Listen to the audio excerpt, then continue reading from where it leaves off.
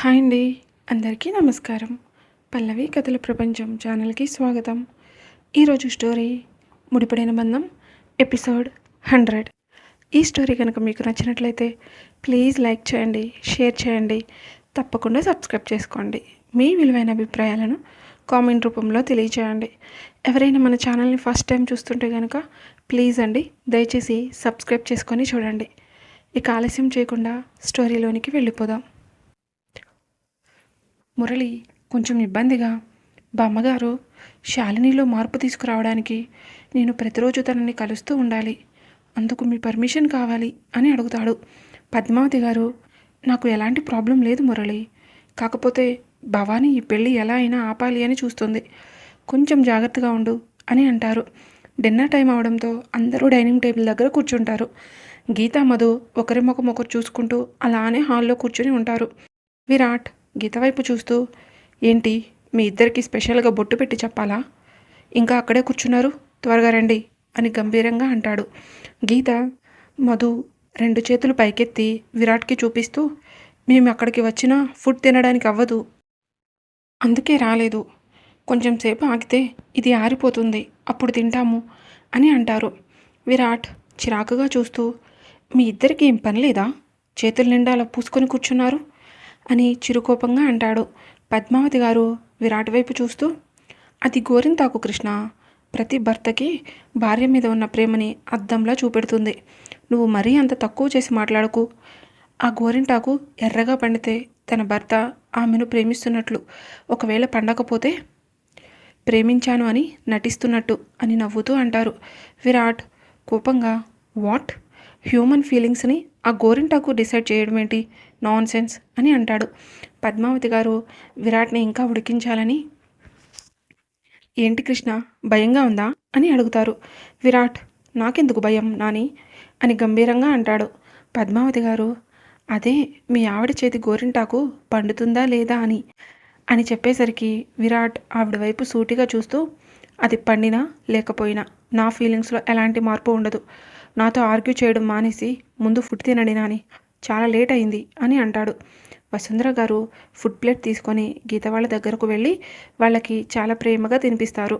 గీత ఆవిడ చూపిస్తున్న ప్రేమకి అలా అని ఆవిడ వైపు చూస్తూ, థ్యాంక్ యూ అత్తయ్య అని ఎమోషనల్గా అంటుంది. వసుంధర గారు గీత కళ్ళు తుడిచి, పిచ్చి పిల్ల, ఈ కొంచెం దానికి ఎవరైనా ఇంతలో ఎమోషనల్ అవుతారా, ఇంకా గీత అంటే శివంగి లెక్క అనుకున్నాను, నువ్వేంటి ఇంత చిన్న విషయానికే కళ్ళ వెంట నీళ్లు పెట్టేసుకుంటున్నావు అని నవ్వుతూ అడుగుతారు. గీత, మా అమ్మ కూడా మా అక్కకి నాకు ఇలాగే తినిపించేది, నేను ఇక్కడికి రావడానికి ముందు రోజు కూడా మా అమ్మ ఇలాగే మా ఇద్దరిని కూర్చోపెట్టుకొని చాలా ప్రేమగా తినిపించింది, కానీ ఆ క్షణం నాకు తెలియదు అత్తయ్య, మా అమ్మ చేత గోరుముద్ద తినే అవకాశం ఆ రోజుతోనే దూరం అవుతుంది అని, ఇన్ని రోజులకి మళ్ళీ మీరు అలా తినిపిస్తుంటే మా అమ్మ గుర్తుకు వచ్చింది అని ఏడుస్తూ అంటుంది. వసుంధర గారు గీతని హక్ చేసుకొని, మీ అమ్మని మిస్ అవుతుంటే ఒక్కసారి వెళ్ళి చూసిరా, నీకు ఇంత బాధ అనిపించదు, నిన్ను చూసి వాళ్ళు కూడా చాలా హ్యాపీగా ఫీల్ అవుతారు, అంతేకాని ఇలా ఏడుస్తూ ఉంటే చూడడానికి ఏం బాగోలేదు గీత అని ఆప్యాయంగా అంటారు. భవానీ కోపంగా చూస్తూ, చెయ్యాల్సిందంత చేసి పెద్దవాళ్ళ అభిప్రాయంతో సంబంధం లేకుండా తనకు ఇష్టం వచ్చినట్లు పెళ్లి చేసుకొని ఇప్పుడు ఎంత ఏడ్చినా ఏంటి ఉపయోగం, మనం ఇంకా మంచివాళ్ళం కాబట్టి ఆ అమ్మాయి చేసిన పనికి ఇంట్లో నుండి తరమేయకుండా నెత్తిన పెట్టుకున్నాం, ఇంకా దొంగ ఏడుపులు ఎందుకు అని కోపంగా అంటుంది. పద్మావతి గారు కొంచెం గంభీరంగా, భవానీ నోరు అదుపులో పెట్టుకొని మాట్లాడు, విరాట్కి లేని ప్రాబ్లం నీకెందుకు, ముందు నీ కూతురికి ఎలా పెళ్లి చేయాలో అది ఆలోచించు అని గంభీరంగా అంటారు. విరాట్ తన ఫుడ్ కంప్లీట్ చేసుకొని గీత దగ్గరకు వచ్చి, నాకు డౌట్, క్లారిటీ ఇస్తావా అని అడుగుతాడు. ఏడుస్తున్నది అల్లా తన ఏడుపుని కంట్రోల్ చేసుకొని విరాట్ వైపు చూస్తూ, అడగండి సార్, ఏంటి మీ డౌట్ అని అంటుంది. విరాట్, నువ్వు నన్ను ప్రేమించే కదా పెళ్లి చేసుకున్నావు అని అడుగుతాడు. గీత మనసులో, ఇతనేంటి అడిగింది 10 సార్లు అడుగుతున్నాడు అని అనుకుంటూ, అవును సార్ అని మెల్లగా అంటుంది. విరాట్ గీత వైపు సూటిగా చూస్తూ, నువ్వు నన్ను ఫస్ట్ టైం ఎక్కడ చూసావు అని అడిగేసరికి గీత కంగారుగా నీళ్లు నములుతూ, నా బొంద ఫస్ట్ టైం ఎప్పుడు చూసావంటే ఏమని చెప్పాలి? అంతా అయిపోయిన తర్వాత నా మేలు ముసుగు తీసినప్పుడే కదా ఈ హిట్లర్ విశ్వరూపం చూసింది. ఇప్పుడు అలా అని చెప్తే చూడకుండా ఎలా ప్రేమించావంటాడు. ఏమని చెప్పాలి అని ఆలోచిస్తూ ఉంటుంది. విరాట్ కొంచెం గంభీరంగా, నిన్నే అడిగేది, నన్ను ఫస్ట్ టైం ఎప్పుడు చూసావో చెప్పు అని మళ్ళీ అడిగేసరికి గీత తొందరగా, అదే సార్, అది మధు ఫోన్లో పిక్ చూశాను, అప్పుడే బాగా నచ్చేశారు. పైగా మధు మీ గురించి చాలా గొప్పగా చెప్తూ ఉండేది. అలా మీ క్యారెక్టర్ గురించి తెలిసిన తర్వాత గట్టిగా ఫిక్స్ అయిపోయాను, పెళ్ళంటూ చేసుకుంటే మిమ్మల్నే చేసుకోవాలి అని అని మెల్లగా అంటుంది. విరాట్, దొరికావే, ఈరోజు ఉంటుంది నీకు నా చేతుల్లో అని అనుకుంటూ, మరి నేను మీ అక్కని పెళ్లి చేసుకోబోతున్నాను అని నీకెప్పుడు తెలిసింది అని అడుగుతాడు. గీత, అబ్బా ఎన్ని క్వశ్చన్స్ అడుగుతావురా నాయనా, ఇది డౌట్స్ అడిగినట్లు లేదు, దొంగని పట్టుకొని ఇంట్రోగేషన్ చేసినట్టుంది అని అనుకుంటూ, ఇప్పుడు అవన్నీ ఎందుకు సార్, బాగా నిద్ర వస్తుంది, మళ్ళీ ఎప్పుడైనా మాట్లాడుకుందాం అని అక్కడి నుండి వెళ్ళబోతుంటే విరాట్ తన మోచేతిని పట్టుకొని వెనక్కి లాగి సోఫాలో కూర్చోబెట్టి, ముందు అడిగిన దానికి ఆన్సర్ చేసి వెళ్ళు, ఎందుకు ఇలా తప్పు చేసిన దానికిలాగా పారిపోవాలని చూస్తున్నావు అని అడుగుతాడు. మురళి గీత పక్కన కూర్చొని, వాడు పెద్ద శాడిస్ట్ గాడు గీత, వాడు తెలుసుకోవాలి అనుకున్న విషయం తెలిసేంత వరకు ఎవరిని వదిలిపెట్టడు, వాడు అడిగిన క్వశ్చన్కి ఆన్సర్ చేయి, లేదు అంటే ఈ నైట్ అంతా ఇక్కడే కూర్చోబెడతాడు అని అంటాడు. గీత ఏడుపు ముఖంతో, మా అక్కని పెళ్లి చేసుకుంటుంది మీరే అని నాకు తెలియదు సార్, పెళ్లిపీటల మీద కూర్చున్నప్పుడు చూశాను అని మెల్లగా అంటుంది. విరాట్ చిన్నగా నవ్వుకొని, పెళ్లిపీటల మీద చూసావు కాబట్టి సరిపోయింది, అదే పెళ్ళైపోయిన తర్వాత చూసినట్లయితే ఏం చేసేదానివి అని అడుగుతాడు. గీత కోపంగా చూస్తూ, ఇంకేం చేస్తాం సార్, మీకు నన్ను పెళ్లి చేసుకునే అదృష్టం లేదు అని లైట్ తీసుకొని నా కోసం పుట్టిన ప్రిన్స్ని పెళ్లి చేసుకునేదాన్ని అని ఎటకారంగా అంటుంది. పద్మావతి గారు గీత చెవి మెలిపెడుతూ, నీకు నా మనవడి కన్నా గొప్పవాడు వస్తాడు అనుకుంటున్నావా, అయినా మనసులో ఒకళ్ళని పెట్టుకొని పక్కన ఎంత గొప్ప వ్యక్తి ఉన్నా అతను నీకు ప్రిన్స్ లాగా కనపడడు అని అంటారు. గీత, పద్దు బాగా నొప్పిగా ఉంది, ప్లీజ్ వదులు అని అనడంతో పద్మావతి గారు గీతని వదిలి వెళ్ళి సోఫాలో కూర్చుంటారు. గీత విరాట్ వైపు కోపంగా చూస్తూ, ఇప్పుడు 3 months క్రితం జరిగిపోయిన పెళ్ళికి ఇప్పుడు ఎందుకు సార్ మీరు ఎంక్వైరీ చేస్తున్నారు అని అడుగుతుంది. విరాట్, ఏం లేదు, పెళ్ళికి ముందు రోజు మీ ఇంట్లో చాలా హ్యాపీగా స్పెండ్ చేశాను అన్నావు కదా, అదే లాస్ట్ రోజు అవుతుందని కూడా ఊహించలేదు అన్నావు, అందుకే డౌట్ వచ్చింది, నన్ను సడన్గా పెళ్లి చేసుకున్నావా లేక ముందు నుంచే ప్లాన్ చేసి కావాలని మోసం చేశావా, తెలుసుకోవడం కోసం ఇన్ని అడగాల్సి వచ్చింది అని అంటాడు.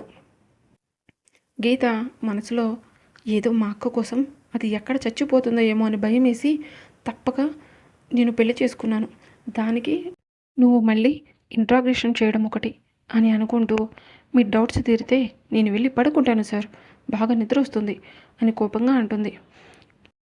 నాకెందుకో నువ్వు చెప్తుంది పూర్తిగా నిజం అనిపించడం లేదు, ఏమైనా దాస్తే ముందే నాతో చెప్పు, అలా కాదని నా అంతటా నేను తెలుసుకుంటే మాత్రం అస్సలు ఊరుకోను అని గంభీరంగా అంటాడు.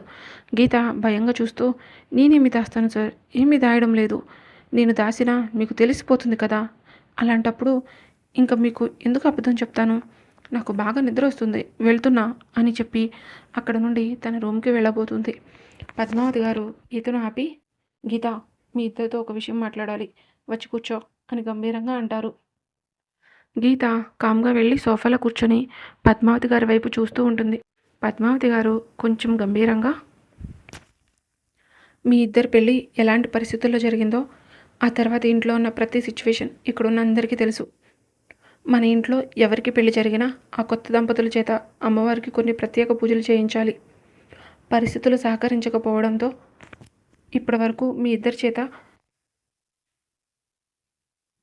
ఆ కార్యక్రమం చేయించలేకపోయాం, ఇంటి పెద్దగా ప్రతినిత్యం ఈ కుటుంబ క్షేమం కోరుకునే ఒక మనిషిగా నేను ఒక నిర్ణయం తీసుకుంటున్నాను, దానికి ఈ కుటుంబ సభ్యులందరి అంగీకారం కావాలి అని గంభీరంగా అంటారు. భవానీ కోపంగా చూస్తూ, ఆ అమ్మాయి అందరి అంగీకారంతో ఇంట్లోకి అడుగు పెట్టినట్టయితే నువ్వు చెప్పినట్టుగానే అన్నీ సాంప్రదాయబద్ధంగా జరిగేవి, కానీ అలా జరగలేదు కదా అమ్మా. వాళ్ళ పెళ్ళి అయ్యి కూడా 3 మంత్స్ కంప్లీట్ అయిపోయింది. మళ్ళీ ఎందుకు ఏదో కొత్త దంపతులకు చేసినట్టు పూజలు పునస్కారాలు చెయ్యాలి అంటున్నావు అని అడుగుతుంది. పద్మావతి గారు, చూడు భవానీ, అమ్మవారికి పూజ చేయడానికి టైంతో సంబంధం లేదు. ఇప్పటికే ఆలస్యమైంది. ఇంకా ఆలస్యం చేస్తే ఆ ఇద్దరితో పాటు ఈ ఇంటికి కూడా మంచిది కాదు అని చెప్పి గంభీరంగా రాఘవ అని పిలుస్తారు. రాఘవ గారు పద్మావతి గారి ఎదురుగా నుంచొని చూస్తూ ఉంటారు. పద్మావతి గారు గంభీరంగా, ఈ ఇంటి పెద్దగా నేను ఒక నిర్ణయం తీసుకున్నాను రాఘవ. ఇంటి వారసుడైన విరాట్ తన భార్యతో కలిసి అమ్మవారికి పూజ చేయాలి. నేను తీసుకున్న ఈ నిర్ణయం వల్ల మీ అన్నదమ్ములకు ఏమైనా అభ్యంతరం ఉందా అని అడుగుతారు. రఘుపతి గారు మెల్లగా మాట్లాడుతూ, నువ్వు ఒక నిర్ణయం తీసుకున్న తర్వాత నీ నిర్ణయానికి అడ్డు చెప్తామని ఎలా అనుకుంటున్నావమ్మా? నువ్వేం చేసినా మా పూర్తి సహకారం ఉంటుంది. నువ్వు మా అభిప్రాయాన్ని అడగాల్సిన అవసరం కూడా లేదు. మమ్మల్ని పిలిచి ఇలా చెయ్యాలి అనుకుంటున్నాను, దానికి ఏర్పాట్లు చేయండి అని చెప్తే చాలు అని వినయంగా అంటారు. రాఘవ గారు, మాకెవరికి ఎలాంటి అభ్యంతరం లేదమ్మా అని చెప్పేసరికి పద్మావతి గారు భవానీ వైపు చూస్తూ, ఇది ఘట్టమనేని వంశ వారసుడికి సంబంధించిన విషయం. నువ్వు ఆడపిల్లవి అయినప్పటికీ నీ నిర్ణయం మాకెంతో ముఖ్యం. అలా అని చెప్పి కారణం లేకుండా నువ్వు ఏ పనినైనా ఆపాలి అని చూస్తే అస్సలు ఊరుకోను భవానీ. రేపు ఉదయం తెల్లవారుజామున 5 గంటలకు అందరూ రెడీగా ఉండండి. అందరం కలిసి గుడికి వెళ్ళాలి అని గంభీరంగా అంటారు. పద్మావతి గారు వసుంధర గారు వైపు చూస్తూ సైగ చేయడంతో వసుంధర గారు లోపలికి వెళ్ళి ఒక పట్టుచీర నగలు తీసుకొని పద్మావతి గారికి ఎదురుగా వచ్చి నుంచొని, తీసుకోండి అత్తయ్య అని మెల్లగా అంటుంది. పద్మావతి గారు అవి విరాట్ చేతిలో పెట్టి, ఇవి స్వయంగా నువ్వే నీ భార్యకి ఇవ్వు కృష్ణ. రేపటి నుండి మీరు పాటించవలసిన నియమాలు చాలా ఉన్నాయి. అవి రేపు గుడి నుంచి వచ్చిన తర్వాత మీకు వివరంగా చెప్తాను. ఇప్పుడు వెళ్ళి ప్రశాంతంగా పడుకోండి. మళ్ళీ అందరం ఉదయాన్నే లేవాలి అని చెప్తారు. విరాట్ ఆ చీర ఉన్న ప్లేట్ తీసుకొని గీత దగ్గరకు వెళ్ళి చూసేసరికి గీత 2 చేతులకి గోరింటాకు ఉండడంతో ఆ చీరని గీత ఒడిలో పెట్టి మురళి పక్కకు వచ్చి నుంచొని ఉంటాడు. శాంతి గారు ఆ ప్లేట్ తీసుకొని గీతతో పాటు తన రూమ్లోనికి వెళ్ళి ఆ ప్లేట్ ఒక టేబుల్ మీద పెట్టి, రేపటి నుండి నీ జీవితం ఒక కొత్త మలుపు తిరగబోతుంది. ఉదయాన్నే లేచి చక్కగా తలస్నానం చేసి ఆ పట్టు చీర కట్టుకొని రెడీ అయ్యి ఉండు. ఆలస్యం అయితే అత్తయ్య గారు కోప్పడతారు అని చెప్పి అక్కడ నుండి తన రూమ్కి వెళ్ళిపోతుంది. మురళి, చాలా లేట్ అయిపోయింది విరాట్, నేను ఇక బయలుదేరుతాను అని అనడంతో పద్మావతి గారు, చాలా లేట్ అయిపోయింది కదా మురళి, ఇప్పుడు ఎలా వెళ్తావు? పైగా రేపు ఉదయం ఇంట్లో పూజ కూడా ఉంది. నేను మధ్యాహ్నమే ఫోన్ చేసి మీ అమ్మ నాన్నకు ఇక్కడికి రమ్మని పిలిచాను. రేపు ఉదయం వాళ్ళు కూడా ఇక్కడికే వస్తారు. ఇప్పుడు నువ్వు వెళ్ళడం ఎందుకు? ఈ నైట్ ఇక్కడే ఉండి రెస్ట్ తీసుకో అని చెప్తారు. మురళి కొంచెం ఇబ్బందిగా, పెళ్లి కాకుండా ఇక్కడ ఉండడం బాగోదేమో బామ్మగారు. ఏం పర్లేదు, నేను జాగ్రత్తగా వెళ్ళిపోతాను అని మెల్లగా అంటాడు. విరాట్ గంభీరంగా, నోరు మూసుకొని చెప్పిన మాట విను. ఇప్పుడు వెళ్ళి మళ్ళీ మార్నింగ్ రావాలి కదా, ఎందుకు టైం వేస్ట్ చేయడం? ఈ నైట్కి ఇక్కడే ఉండి రెస్ట్ తీసుకో.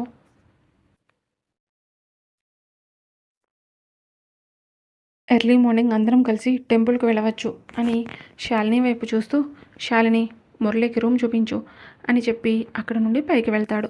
మురళి శాలిని వైపు నవ్వుతూ చూస్తూ, నాకు నైట్ మిల్క్ తాగే అలవాటు ఉంది, నా రూమ్ ఎక్కడో చెప్పు, నేను వెళ్తాను, నువ్వు మిల్క్ తీసుకొనిరా అని అంటాడు.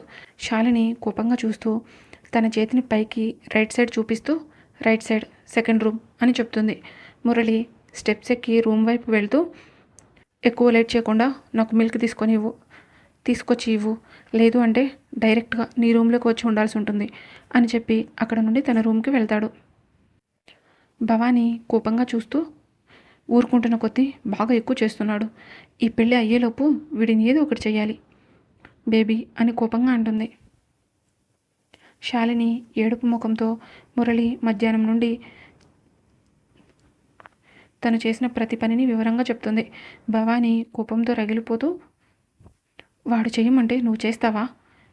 నిన్ను ఇబ్బంది పెట్టిన వాడిని అంత ఈజీగా వదలకూడదు, మీ నాన్నతో చెప్పి వాడిని ఏదో ఒకటి చేయాలి అని కోపంగా అంటుంది.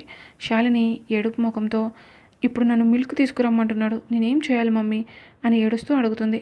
భవానీ తన బ్రెయిన్కి పదును పెట్టి నువ్వు ఇక్కడే ఉండు, వాడికి మిల్కే కదా కావాలి, నేను తీసుకువెళ్ళిస్తాను అని అంటుంది. శాలిని కొంచెం కంగారుగా, మామ్ వాడు మనం అనుకున్నంత ఇన్నోసెంట్ కాదు, పెద్ద కంత్రి ఎదవ, కొంచెం జాగ్రత్తగా ఉండు అని మెల్లగా అంటుంది.